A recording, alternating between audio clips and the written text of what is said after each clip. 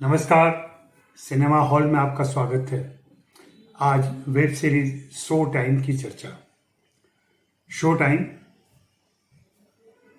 Disney Hotstar पर आ रहा है और यह धर्माटिक का प्रोडक्शन है। धर्माटिक मतलब करण जौहर। हम सभी जानते हैं करण जौहर फिल्म इंडस्ट्री में क्या बिसात रखते हैं और क्या जलवा है उनका। लेकिन अफसोस की बात है कि यह शो निहायत सतही और साधारण है। हम जिन खबरों को पढ़कर खुश होते हैं, रुचि लेते हैं, बार बार देखना चाहते हैं, फिल्म इंडस्ट्री से रिलेटेड कोई भी स्टोरी हो, उसे बहुत सारा क्लिकबेट मिलता है, बहुत सारे लोग देखते हैं, वायरल होता है। लेकिन यह शो ऐसा है जो उस सामान्य ऊंचाई तक भी नहीं पहुंच पाता है। इससे बेहतर काम तो इन्फ्लुएंसर और यूट्यूबर कर रहे हैं जो फिल्म इंडस्ट्री के बारे में बताते रहते हैं। यह शो एक इनसाइडर की तरफ से आया है, बावजूद इसके न तो अंदर की कुछ गूढ़ जानकारियां मिलती हैं और न ही अंदर के दांव पेच पता चलते हैं। जितनी बातें इस शो टाइम में दिखाई गई हैं, उन सारी बातों से तो हिंदी फिल्मों का आम दर्शक और पाठक पहले से परिचित है। हाँ, कहने के लिए nepotism, insider outsider, talent, criticism, तमाम बातें की गई हैं। एक पहलू जो इस शो में आया है कि क्रिटिक को ब्राइब करना, यह आज की बात नहीं है, लंबे समय से ये होता आ रहा है और कुछ स्वनाम धन्य क्रिटिक इस मामले में बहुत आगे हैं और उनके बीच जो लेन देन होता है उससे सभी वाकिफ हैं।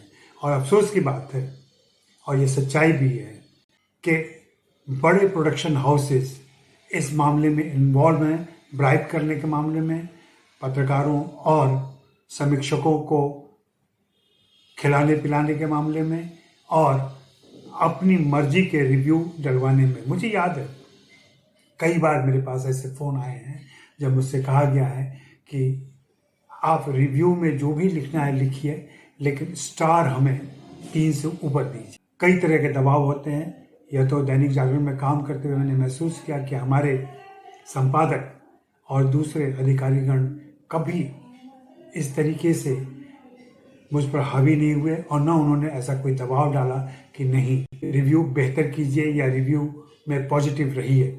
ये बहुत कुछ एक क्रिटिक पर भी डिपेंड करता है कि वह खुद क्या सोचता है और कैसे लिखता, बोलता, पढ़ता है, उसकी अपनी समझदारी क्या है। शो टाइम यूं लगता है कि आज के हालात जो हैं फिल्म इंडस्ट्री के, उसके ऊपर बेस्ड है। लेकिन माफ़ करें, आप किसी भी कैरेक्टर को किसी भी जीवित व्यक्ति से जोड़ने की कोशिश न करें और न किसी जीवित व्यक्ति को उस कैरेक्टर में लाने की कोशिश करें। यह बिल्कुल काल्पनिक शो है और जो कहानियाँ रची गई हैं उन कहानियों में कोई सार नहीं है। ऊपरी तौर पर लग सकता है, और स्टूडियो अगर आपने देखा हो तो ये कुछ यशराज स्टूडियो के कंस्ट्रक्शन के आसपास ठहरता है और खुद जो फिल्म के नायक नसरुद्दीन शाह हैं, उनकी जो स्टैचू लगी है उस पर भी कहीं ना कहीं यश चोपड़ा की झलक दिखती है और उनको भी रोमांटिक फिल्मों का उस्ताद कहा गया है। लेकिन यह सिर्फ शाब्दिक समानता है और यह फिल्म वास्तव में इससे ज़्यादा कहीं गहरे जाती भी नहीं है। इंडस्ट्री की जो अंदरूनी कड़वी सच्चाइयाँ हैं उन तक यह शो नहीं पहुंच पाया है और यही इसका सतहीपन है। धर्माटिक ने पिछले दिनों लव स्टोरियाँ के जरिए एक अद्भुत शो पेश किया था, लेकिन तुरंत बाद इस शो में वे नीचे की तरफ गए हैं, गिर गए हैं, फिसल गए हैं। आप अगर इस शो को देखते हैं और आपकी राय कुछ भिन्न बनती है तो ज़रूर शेयर करें और अपनी बात रखें।